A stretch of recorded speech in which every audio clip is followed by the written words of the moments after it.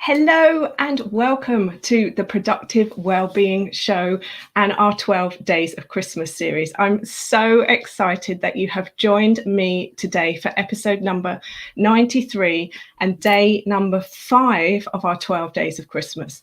On today's show, I'm super excited to be joined by David Speed, who is a professional graffiti artist, an accidental public speaker, collector of 1980s toys, and the co-owner of Graffiti Life, and also the co-host of the Creative Rebels podcast, which debuted at #1 on the iTunes business chart.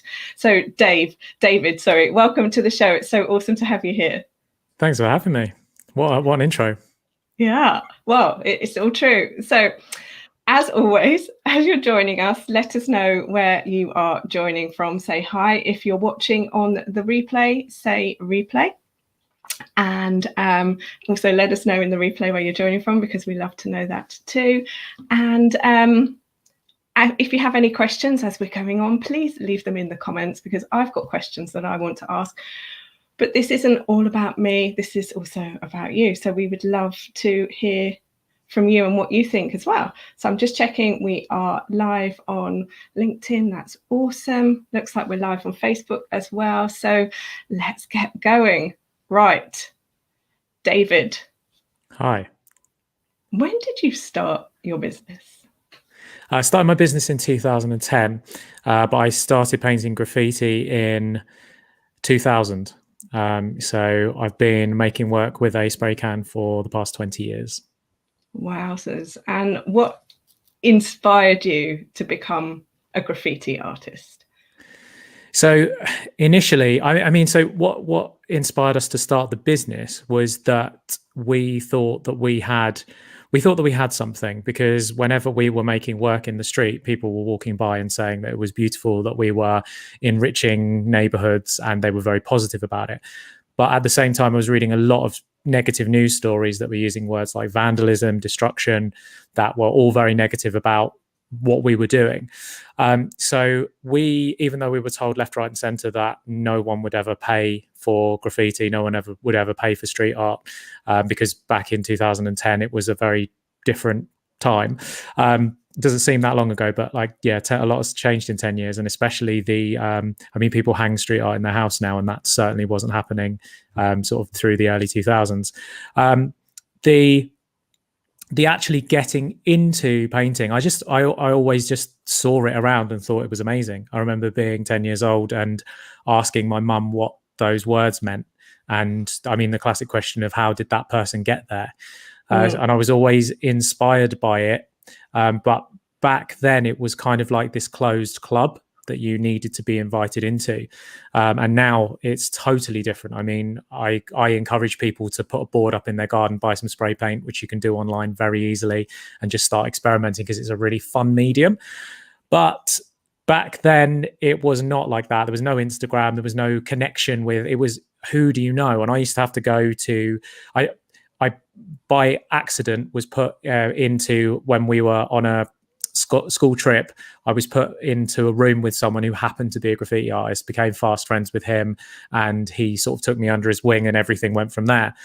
But and we used to have to go and meet a guy in Croydon and buy paint out of the back of the boot of his car, because there were no online stores, there were no stores selling spray paint. You literally had to have a hookup.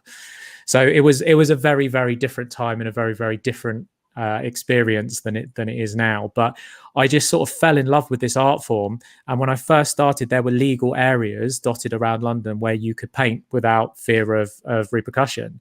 And then 2002, 2003, those areas gradually started being shut down, and I was faced with this choice of either quit painting or to paint illegally, and I really didn't want to quit painting. Amazing, love that. So I guess just for our benefit then, explain what is the difference between graffiti and street art? Yeah, sure. I mean, I don't really like weighing in on the debate, because everyone has an opinion and I don't really care. I think that I don't label myself as a graffiti artist or a street artist anymore. I say that I make work with a spray can, just so that I can sort of sidestep that debate. typically graffiti is made without permission. And I think that's how I would define it. When we first started our business, we called it Graffiti Life because graffiti had given us everything. It had given us our art skills. It had given us the whole idea of the business. And that was before the term street art was kind of really commonly used. But like certainly now I wouldn't class what we do as graffiti, because I think that now that people have really sort of classified the two groups, I feel that graffiti is now like really seen as that's the illegal worker. That's how I define it anyway. So I think the meaning of the word has changed, because before it used to be any mark made outside was graffiti, whether it was good, bad, ugly, indifferent. Everything was classed under the same brush. Whereas street art now is less like letter forms. But there are certainly many types of letter forms that do fall under the street art banner. So it's these kind of blurred lines. But for me, most of my work that I make personally for myself, like away from the business, is fluorescent. So I've just on my Instagram profile, I've just written neon artist. So again, sidestepping those labels. Amazing. And I think it's as you say, things have evolved. So it's timely for this conversation to be like this, and this is who you are. Fundamentally, you're an artist and you do your art with a spray can, and then you choose the colors, and that sort of is how you become known. So Banksy's specifically got his way, and then there's others. So maybe if you just talk us through, because I know this is a talk that you give and you're quite passionate. So David goes to schools and organizations and speaks about the history of graffiti. So just give us like a top level of when did it first start? 42,000 years ago were the first cave paintings made by man. And I think that the whole time that we've been on this planet, we've always marked things and we've told stories on walls. And that's what I think that I do. And really, I think there's always been this human need to do that, to declare that we're here. When you look back at it's really funny. I got really interested in the history of graffiti because I realized that everyone that I was painting with had no sort of knowledge of where it came from other than the 10 years prior to when they started painting. And everyone sort of knows about the New York stuff on the subways in the sort of 70s and 80s. But I really wanted to kind of dive deeper into that, and it's really interesting. It's fascinating that as long as we've been around, we've been making marks. So cave paintings is the earliest. Then you sort of look at, they found graffiti in the foundations of the pyramids. Wow. And the whole thing with that is that it's raised these questions of how the pyramids were actually built. So there was always the assumption that the pyramids were built by slaves, which is very possible. However, the graffiti that's been found says things like, when it's translated, roughly translates to things like team precision or team accuracy. So there's been arguments that why would people be in these teams and being competitive and saying that their stones are the most accurate if they were kind of more, it would be like, let's overthrow the masters, would be the graffiti that they would find if they were slaves. So that's kind of raised some questions there. Then when you look at sort of Pompeii, because everything's beautifully preserved, we can see all of the graffiti that's been scratched into the walls there. So the word graffiti comes from the Italian graffito, which means to scratch into a surface, and that was where the first graffiti is literally scratched. And everything in Pompeii, a lot of it's about sex, a lot of it's about prostitution and who the best prostitutes are and what areas are the best to go to. So not a lot has changed in terms of graffiti. But yeah, I think one of my favorite stories that I talk about is World War II.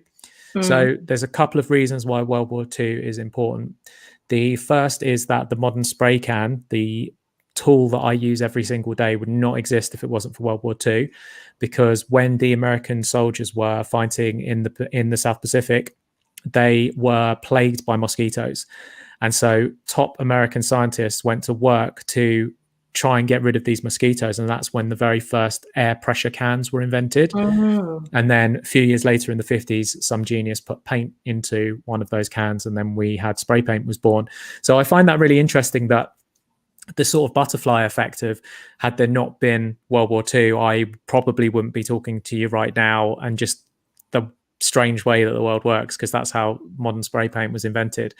And then also another story that I love from World War II is the very first piece of like viral graffiti. I mean, the first example of anything going viral really is the Kilroy was here, the little dude on the wall with his nose hanging over the wall.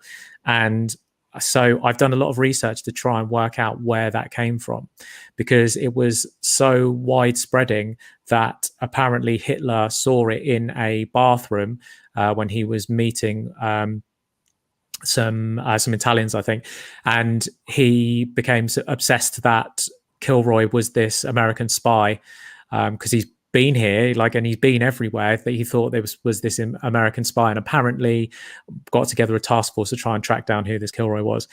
There's lots of differing stories about who came up with it and what the origin was, but I think the most likely is that there was a submarine commander called Kilroy, and his superiors would come and say, have you checked, I'm not a submarine pilot, so I don't know about this, but have you checked some part of the boat that's like way deep down inside would it be the hull? I don't know boats.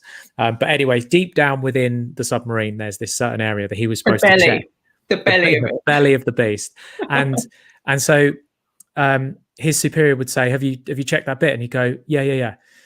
And they would say, well, I didn't see you do it, so you better go and do it again. So what he started doing is writing, his name was Kilroy, so he started writing Kilroy was here. So he would then send his superiors and say, yes, I have checked it. You can go down there and check yourself. And it would say Kilroy was here. And he drew his little cartoony man. And then it just started spreading. And then people started doing it. And they've been found from Australia to London to Germany, like literally all over the world. So I think that is absolutely fascinating as well. There is a modern equivalent as well. I'm really dragging your show into the gutter, Abigail. I do apologize, but there is a modern equivalent. We've already talked about the prostitutes in Pompeii, but I don't know if you've seen Nat has herpes, but you can Google this. The modern equivalent is Nat has herpes, and it has popped up in various places, and it's an entertaining Google search. I don't know who Nat is, poor Nat, but some disgruntled person at some point wrote Nat has herpes on a wall, and it's just spread, and it's become viral graffiti for 2020 and beyond. So that's a new one for you. Wow, fascinating. I first really got interested in graffiti with the Basquiat exhibition that was in London a couple of years ago, and there was sort of documentaries on it, and I'd never really thought about it, because this is the question that, so obviously you said that you met a graffiti artist when you were at school, but it's not the usual type of career that when your parents and the teachers and people are saying to you, so David, what do you want to be? An accountant, a solicitor, a fireman, a policeman? You're like, I want to be a graffiti artist. I want to go into art. What was the response from people when you were saying this? So I never really told anyone other than my mum that I wanted to be a graffiti artist, and my mum said I was nuts. When it came to teachers and careers guidance and all of that sort of stuff, I said I wanted to be an artist, and I was told that art was not a realistic career option. I was specifically told that my best bet would be working in this is by an art teacher. My best bet would be working in a cafe and doing my art on the side, and that sort of was the best aspiration that I could dream of. And I think that if you are a teacher, it is your responsibility to encourage your students that they can do anything that they dream of. And maybe when I was in school, it wasn't so clear that you could do anything you dream of, but now I really think it is. And if it's video games, then you can do that for a job. I think what people get kind of where that statement becomes difficult is that, yes, you can do video games for a living, but you have to treat it like a job, and you have to treat it the same way that a chess master becomes a chess master, by relentless practice. And and you have to really, really commit yourself to doing that thing. So I spent sort of years of my 20s being completely lost, not knowing what I was doing, but not realizing that the thing that I was doing for my hobby, I was basically just building up these skills that would eventually turn into my career. But I had no idea that it would be my career. That didn't come till later, when the internet started to mature, and I started to realize, if I put this on a website, and then a few years later, if I put this on social media, this can be a job. And literally anything now, whether it's stamp collecting or like whatever it is that you're interested in, you can turn it into a career. So I spend a lot of my time, and that's basically what my podcast is dedicated to, is telling people to don't be realistic. Like I was told to, I need to be more realistic. Be totally unrealistic. Like follow your passions, see where they take you. And if you get really good, you can make enough to survive from doing the thing that you love. And I think that's beautiful. It might not make you a millionaire, but it will certainly make you more happy. And I think for me, that's the meaning of life, if we want to get really deep on a Monday morning. No, really deep on a Monday morning. I love that, because this is what a lot of us are going through right now, is what am I doing with my life? What have I done with my life? What does Corona mean? What they call it, the 2020 awakening, but what have I really awakened to? And maybe in many ways for people, it's awakening to the possibility of doing something totally different, retraining, doing what it was that you always wanted to do as a child. I'd always wanted to run my own business, had no idea, no role models apart from Richard Branson, who was like way up there. So I just worked in a job for 10 years. And it was only when push came to shove that I said, I'm going to give this business thing a go with no idea what I was doing. But so then that leads me on to talk to me about the kinds of clients that you work with. Who is phoning you up and saying, hi, David, let's talk about graffiti for our organization? Sure. So, I mean, it's so wide. I mean, over the years, we've worked for, I would say, every name brand that you could mention, really. I mean, eBay, Google, Microsoft, BMW, Mercedes, Primark, Nike, Reebok, Adidas. I grouped them in sections of I mean, Disney, literally, I mean, every fashion brand that you could imagine, like all of the high fashion brands. Got a big out of home advertising mural going up for a big fashion brand next week. And so, yeah, it's completely widespreading down to local businesses. We've painted interior office murals for startups. We've painted the head offices of Deliveroo. We painted the head offices of Booking.com. So, I mean, I think that because people are becoming more accepting of art, and that and murals are such a fantastic way to express yourself as a brand, and express yourself, and like just make people feel something when they go into work, rather than looking at a grey wall, realizing that if they bring in color or excitement into their business, that's a really positive thing. So there's not been for us a typical client. It's just been humans that want to display something to other humans. So we're able to do that. We're able to tell other people's stories. And that's amazing. And then once they have a new story, they can bring you in to tell the next iteration of the story as well. Yeah, we often go back and refresh murals when people have sort of had it up for a couple of years and they want to do something new. So that's always fun as well. Your podcast, Creative Rebels, #1 on Apple. Talk to me, or iTunes even, talk to me about why you started it. What kind of guests do you have on it? Everybody is always asking me for different things that they can use to inspire them. So just a little bit about your podcast.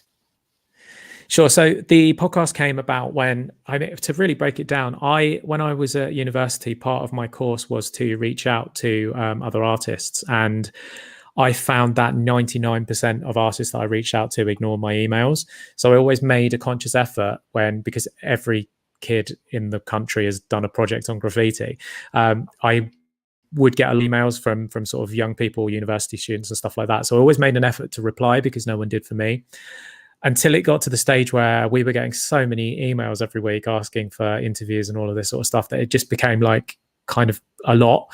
And so we had this thought of, well, if we put it out in a podcast, then we can just refer people to the podcast, and it would be a fun kind of way to get people to find out about us, find out about the business, maybe work with us, and also for us to do something, give back. There's kind of that. I think that's the great thing about podcasts is they are 100% about value. Well, the good ones anyway, the ones that you're going to tune into each week. The podcasts that I tune into them for myself. So it's not about, I don't tune in because I think the host is so cool. I tune in because they set my brain on fire, or what I can learn from listening to them. So we wanted to create something like that just delivered a lot of value, but at the same time, knowing that 99% of people that listen to it were just going to listen to it and just take, but the 1% of people that listened to it that gave us a job would be enough to kind of justify the time commitment. And that is basically how it's worked out. So we created this podcast. We very much planned to get it to number 1 on iTunes, which the way the iTunes algorithm works is that it will give you a high ranking based on newness. So obviously, we knocked Tim Ferriss off of the number 1 spot on the business charts. Obviously, he has millions and millions of listens, and we did that with 700 listens because we were brand new. So I think that that is achievable. So anyone listening, getting 700, getting people to do the thing you want them to do is difficult, because you're saying to them, here's something brand new for you to try that you've never tried before, and you go in with skepticism thinking, well, most things are crap that people have made in their bedroom, so this is probably going to be crap as well. So we had to convince people that it was going to be worth their time. But we managed to do that, and we managed to get 700 listens on our first day. You mentioned the madness of this current year.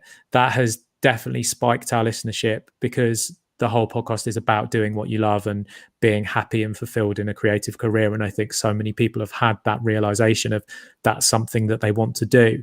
So we have had incredible guests. I mean, so we had Holly Tucker, the founder of Not on the High Street, the other week. And it's such a lovely interview. She's she's just a ball of energy. She's incredible. And she was saying that in June, it broke all records for new businesses being started. So this is not like a theory. This is definitely happening. Like, people have had this time to sit back and reflect, and they are now going forward and going, okay, well, this was making me miserable. I needed this big reset to actually think about what I enjoy.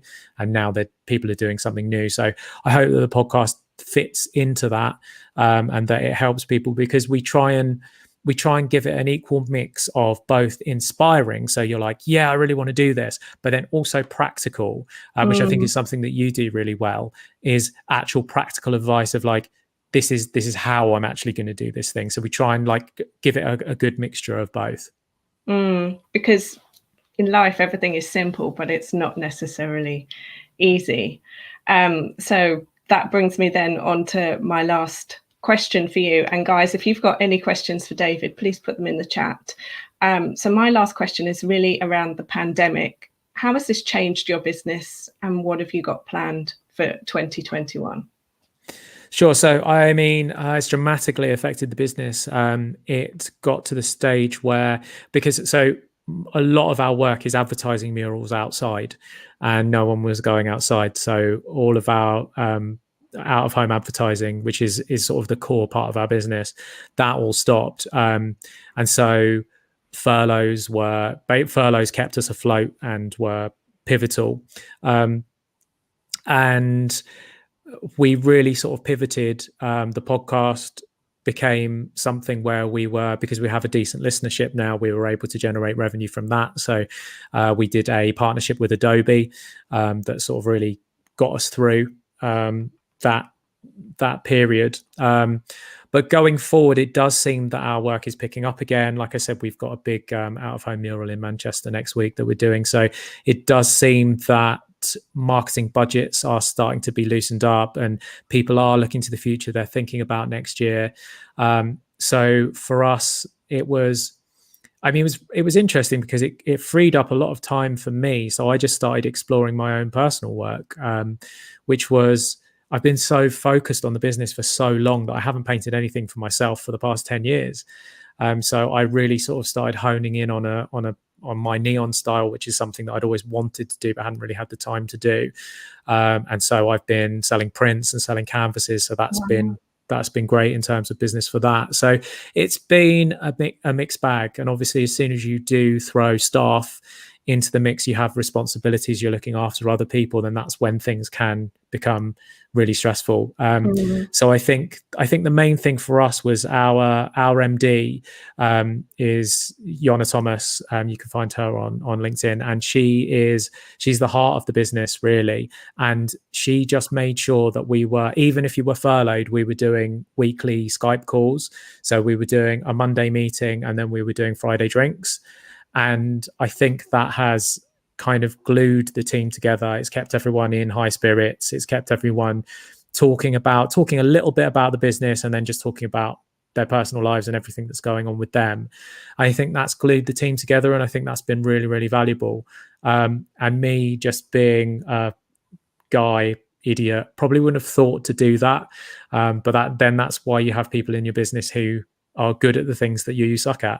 And she is awesome at like I say, being the heart of the business and sort of thinking of those things and keeping the team happy.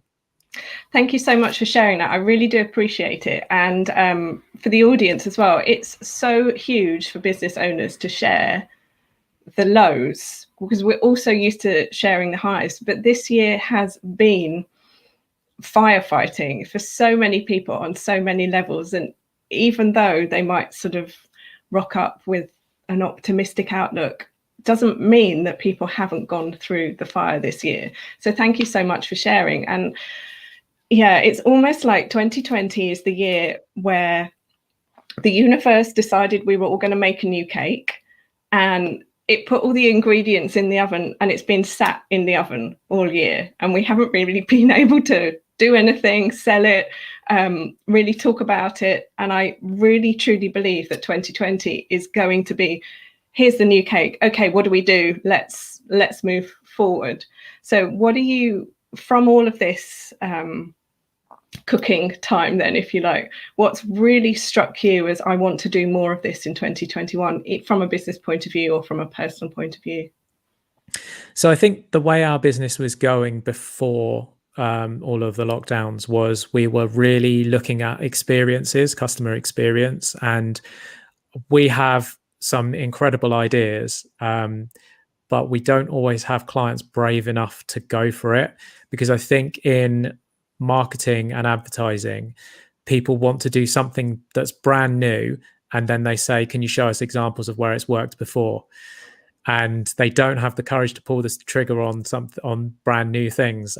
We are an ideas factory, and I think we have so many good ideas when it comes to experiences, out of home advertising, and people interactions with people. So I think we're really chomping at the bit when we can have people in spaces again where we can create art that they can interact with, that is going to do a really fun job of like enlightening and educating people. Amazing. So that's the focus. That's what we're thinking for 2021. Amazing. Excited for that. And I do feel that with the new wave, it's the only way that companies, organizations are going to be able to differentiate is by doing different things that haven't been done before. And probably on the premise of, look, if we could get through 2020, why not reinvent the wheel, and why not try something very, very different? So we've got a couple of questions. Helen has asked, let me put this one up. Oh, I've just put the wrong one up. Oh, sorry. Technology, they're coming in thick and fast. Helen has asked, what's been the most unusual request you've had from a client? That's a great question, Helen. There's been so many. So I have painted on everything from whiskey barrels to cars, trains, to livestock. And probably livestock would be the strangest thing I've ever painted on. So as a experiential job for a whiskey brand, they wanted to prove that their whiskey could be mixed with anything. And so we were, a part of it was they had mixologists, I suppose you'd call them, that were making cocktails from anything. And one thing they were doing is making it from cow's milk. So this was happening on a farm, and the whiskey company thought, wouldn't it be really cool if the cows had the logo on the side of them painted? So we spoke to the farmer and said, is there, like, can we do this? Because I don't want to hurt a cow. I don't want to upset a cow. And he said, every time I take them to market, that's exactly what I do. So we got the go ahead from the farmer, and we painted logos on the sides of the cows. So that's probably the weirdest thing. But I think that's one of the things I love the most about my job, is that it's so varied, and every single inquiry that you get in, you never know what it's going to be. And that's really exciting. Interesting. Love it. Thank you so much for your time. Where is the best place for us to connect with you and find out? So I'm guessing Instagram to look at your work. What is your Instagram handle? My Instagram is @DavidSpeed UK. And to find the podcast, it's called Creative Rebels. Just search Creative Rebels on any podcast platform. We're on Spotify, iTunes, and all of the smaller apps. Amazing. And Graffiti Life for the business. Yes, graffitilife.co.uk, and on Instagram @graffiti_life. Awesome. Well, thank you so much for your time today and for sharing all of this with us. The comments have been fascinated by what you've been doing. Sorry if we've not had time to get to your question. Just super conscious that we are keeping these to 30 minutes a day. So one final thing that I want to say to you, people have been asking me how they can get involved with something that I've been doing in the business called the 25-day reset, and when are we going to be running another one? So I just wanted to put the message out there that we are going to be turning this into something called the 24 goal year. And that's going to start at the end of this month with a view to running from January to December in 2021. So if you want to get onto the wait list for that, you will literally just need to type in bit.ly/24 goal year wait list, all in capital letters, and you'll be able to get the early bird email before everybody else and join the program at the early bird price. So that's just for those of you DMing me, and I look forward to seeing you on there. David, thank you so much for your time. Guys, tomorrow we have got my friend Carolyn coming on the show, who's been on the show before, and she is going to be talking to us about something called tapping. So if you have followed the show since the start of the year, she was one of the first episodes talking to us. So tapping is also known as EFT, and you can tap parts of your face, parts of your body, and it can help reduce anxiety, reduce overwhelm, reduce fear. And she's also going to talk about how we can tap in success mantras for 2021. So that's going to be a really good one, and I will be taking notes. So I hope you can join us tomorrow at 11 for this. And until next time, stay safe, stay well, and keep washing your hands.